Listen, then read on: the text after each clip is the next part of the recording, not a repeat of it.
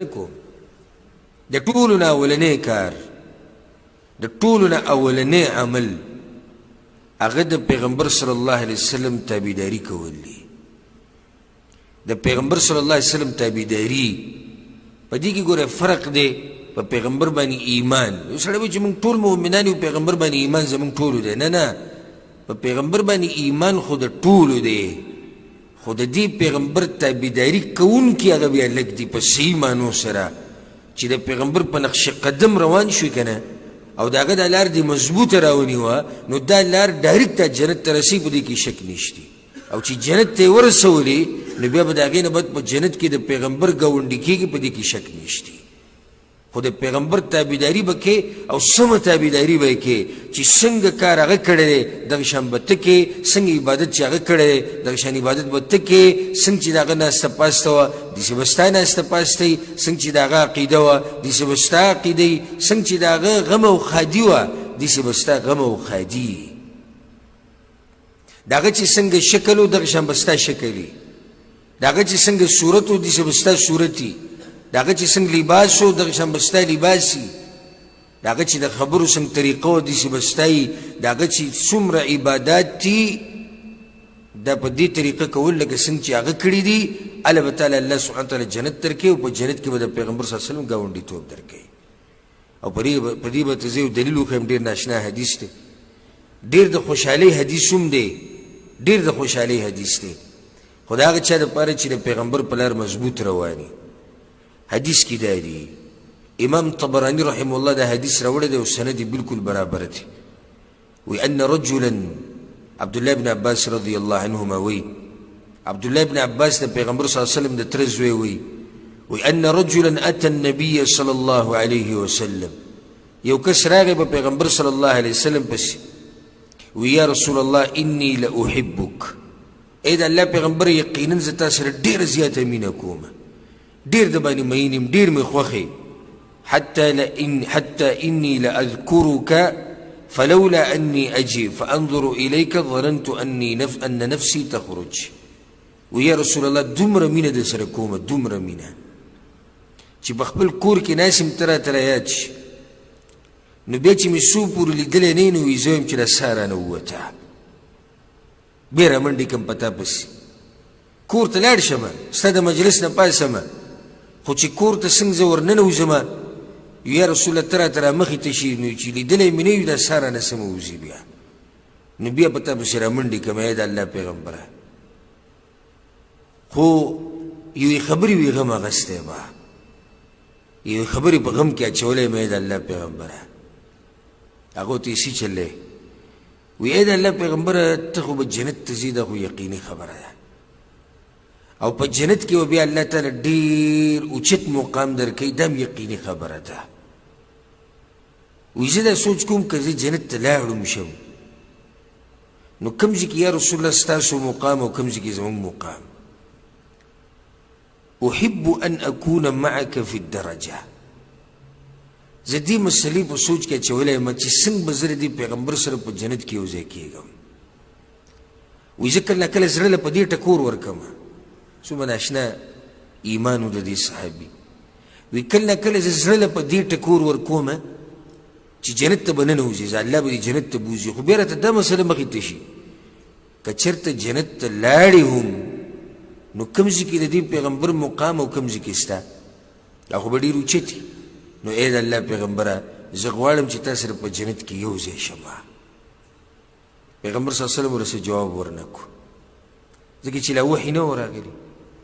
بیا څه وخت بعد وحي راله، جبریل علیه السلام راکوشو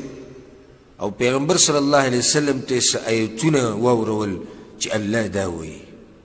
پیغمبر صلی الله علیه وسلم هغه کس کوم ځای کې دی چې راغلی و، هغه یا رسول الله زه دا ناست یم. غریب د جواب په انتظار کې و، په دې انتظار کې و چې په کومه طریقه به زه د پیغمبر سره په جنت کې ګاونډي کېږم. وی راشه واوره الله دله جواب درکو، وی الله سوي، وی الله وی ومن يطع الله والرسول، ما دې دپاره تاسو دا خبره بیان کړو، چا چې تابعداري وکړه او اطاعت یې وکړو د الله او د الله د پیغمبر، یعنی څوک چې د پیغمبر په نقش قدم مضبوط روان شو فأولئك مع الذين أنعم الله عليهم دیبا دا آغا خلقو سر ملگری دا قیامت پورز پا کمو خلقو باندی چا اللہ انعام کرده فأولئك مع الذين أنعم الله عليهم بدا سوک دی چا اللہ پی انعام کرده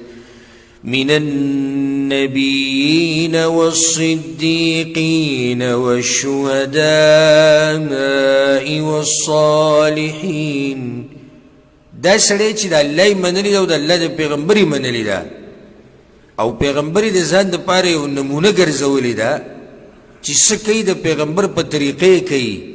نو دا سڑے با دا قیامت پا ورز دا پیغمبرانو سرائی پا جنت کی دا رشتینو خلقو سر بای پا جنت کی دا شہیدانو او دا نیکانو خلقو سر با پا جنت کی یوزئی نو اولنے کار بسکے چی دا پیغمبر سر گاوندی توب غواری نو اولنے کار بسکوئی تاوستا مودے کوئی خی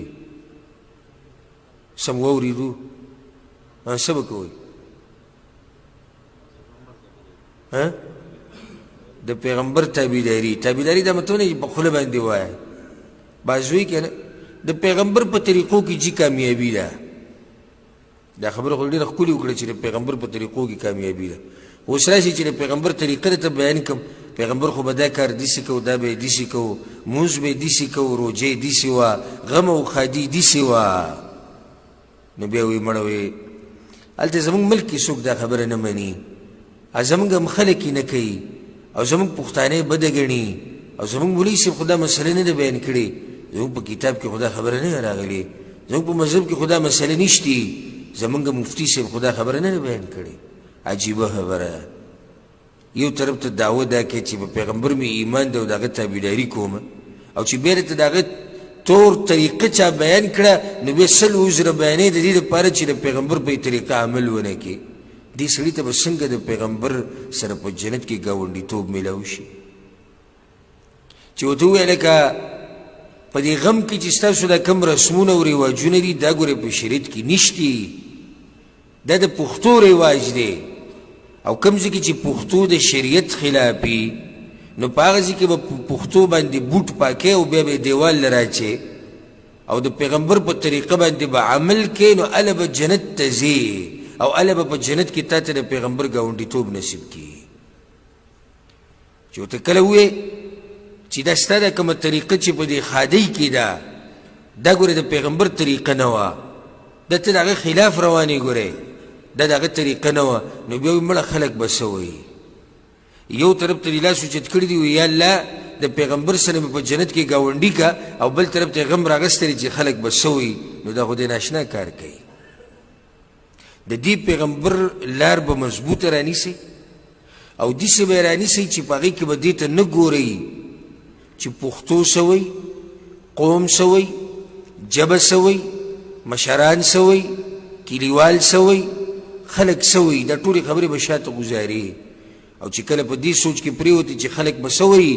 نو دا ٹکے با دی تبا و برباد کی لکا سنگی چی تبا کردے دا پیغمبر صلی اللہ علیہ وسلم تر ابو طالب کورا دا پیغمبر صلی اللہ علیہ وسلم سر سمر مرستی کردی دی تاستور تبا غبتی پیغمبر صلی اللہ علیہ وسلم مور و پلار وفات شیو اغوڑو کے بیتی نکا وفات شو بیت دی تر پا کفالت کی پاتی شو دی تر دا پیغمبر صلی اللہ علیہ وسلم سر خدیری مندی والی خدیری او چی کلو تا دیر وارا دعوت ورکو دا توحید او دعوت ورکو دا اسلام نو واضح ہوئی او خخ کاری ہوئی ویروارا ما تا خبت دا چستا دا دین حق دین دے خانو چی خرط پتر چی حق دین دے نو منی ولی نا ایمان ولی نا روڑی کلمہ ولی نوے دی خبری تو غکی دیکھا وی خرط پتر چی دا دین دے حق دین دے روارا خانو چی حق دے وی منکنا وی کچرت دی خلقو نملامت کولے نو بیاو می منلے وی گوردا ٹکے دا غب خلمو کچرت خلقو نملامت کولے سبالا بوی روارا خلق برا تبیه داوی چی دا عبدالمطلب دین دی پریخو دا پلار نکا مذہب دی پریخو لاڑی دا چوکاٹ نو واوڑی دی او لاڑی دا قوم نووتی لاڑی دا مکی دا خلقو عادات و رسمون و رواجون دی پریخو دو نو اروارا دا دی دا لاسینی شمانا لے مرشو ابو طالب او چا ملامت نه کو صحیح ده قریش والا مکی والا دا ونه وی چې د پلار نیکه دین پرېښودی یعنی ښه د پلار نیکه په دین باندې څه شو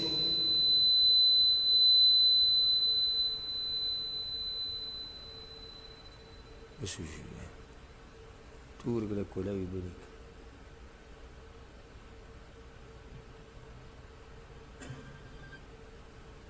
نو ښه د پلار نیکه په دین باندې توجه دې طرف ته ساتي د پلار نیکه په دین باندې مړ شو ابو طالب لو تاسو ټولو ته پته ده که نه ښه نه چا ملامته کو نه ورته چا څه ووي او که د پلار نیکه په دین باندې مړ شو لاړ خو چېرته لاړ جهنم ته لاړ مړ شو لاړ جهنم ته چا ملامته نه کو زه تاسو نه دا سوال کومه صحیح ده چې دی چا ملامت نه کو او د قوم عاداتو مطابق ژوند تیر کو خو څه فایده یې ورله ورکړه چې دی لاړ جهنم ته موږ کې چې دی بعضو ته کله حق بیان کړي که نه یا د قرآن نه ورته یو مسله بیان کړي یا د حدیث نه نو دی پلار نیکه دا پلار نیکه ګوره په آخرت کې تا د الله د عذاب نه نشي بچ کولی د پښتو چې کومه تا راټینګه کړې ده چې زموږ د پښتو رواج دی دا رواج ته د قیامت په ورځ د الله د عذاب نه نشي بچ کولی ګورې دا ته چې وایي زموږ ملک والی نه کوي قوم یې نه کوي او خلک را پورې خاندي به او خلک به راته وایي چې لاړې بېغیرته شوې او لاړې داسې شوې او دغه شوې نو دا خبرې ته د قیامت په ورځ د الله د عذاب نه نه بچ کوي ګورې پښتو چې کوم ځای کې د شریعت برابري رسم و رواج چې کله د شریعت برابري او خلاف نه عمل پې کوو موږ ته نه منع کوو خو چې کوم ځای کې خبره د شریعت سره ټکراو خوري نو بیا به خبره پرېږدي او په څه به عمل کې بیا په شریعت باندې عمل کې نو اولنۍ لار چې څوک د پیغمبر سره ګاونډیتوب غواړي او د هغه سره جنت کې ګاونډي کېده غواړي نو د هغه لار به مضبوطه رانیسي د الف